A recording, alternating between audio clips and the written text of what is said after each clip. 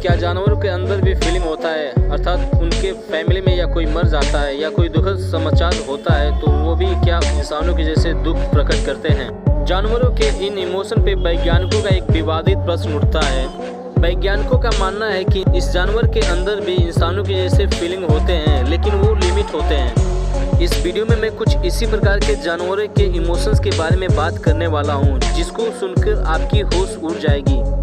तो चलिए दोस्तों, वीडियो में आगे बढ़ते हैं, लेकिन एक रिक्वेस्ट है, अगर आप चैनल पर नए हो तो मेरे चैनल को सब्सक्राइब करना बिल्कुल मत भूलें, और पुराने व्यूअर जितना भी हैं, अगर वीडियो पसंद आए तो अपने दोस्तों के साथ शेयर करें। नंबर 1, क्राउ यानी कि कौआ। दोस्तों, पक्षी वैज्ञानिकों का मानना है कि कौआ एक ऐसा पक्षी है जो अपने साथी पक्षियों के मरने पर बहुत ही अजीब तरह का व्यवहार करता है।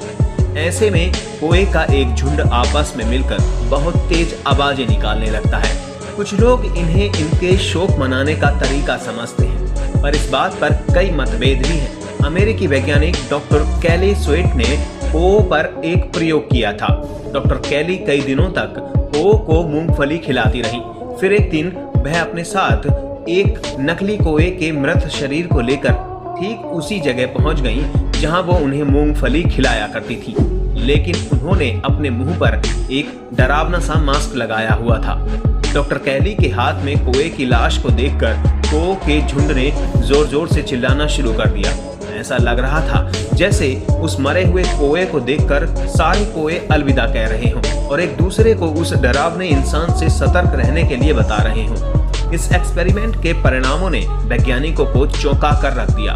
डॉक्टर कैली का कहना था कि ये कौए अपने आसपास के बाकी कौओं को आने वाले खतरे की चेतावनी दे रहे थे। लेकिन ये एक्सपेरिमेंट यहीं खत्म नहीं हुआ, क्योंकि एक दिन बाद जब कैली फिर से उसी पार्क में कौओं को मूंगफली खिलाने पहुंची तो कौए पहले से ज्यादा सावधान और डरे हुए दिखाई दे रहे थे, और रिसर्च के मुताबिक कौए चौकन्ने हो चुके थे। जिसके बाद कैली जब एक बार फिर से वहां मास्क लगाकर पहुंची तब उन्हें चौंकाने वाले नतीजे दिखाई देते हैं, क्योंकि कौओं को अभी भी उसका चेहरा याद था। इसलिए वो जोर जोर से चिल्लाकर कैली को दूर भगाने की कोशिश कर रहे थे।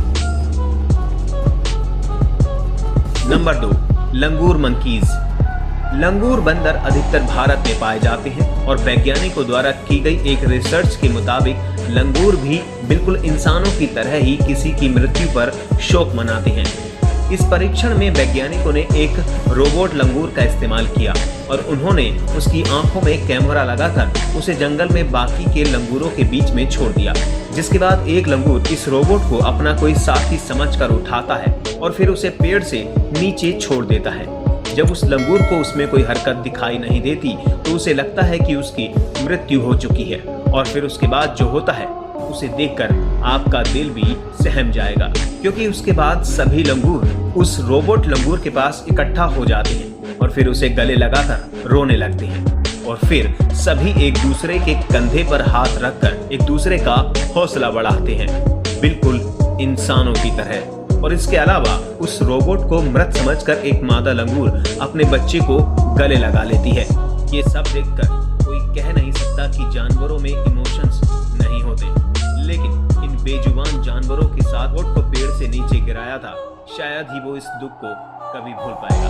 आपको क्या लगता है? अपनी राय कमेंट बॉक्स में जरूर बताएं। दोस्तों, यदि वीडियो पसंद आए तो इसे लाइक करें और अपने दोस्तों के साथ शेयर करें। साथ में ऐसी वीडियो डेली देखने के लिए मेरे चैनल को सब्सक्राइब करना बिल्कुल मत भूलें। तो मिलते हैं कल के वीडियो में, तब तक के लिए जय हिंद, वंदे मातरम।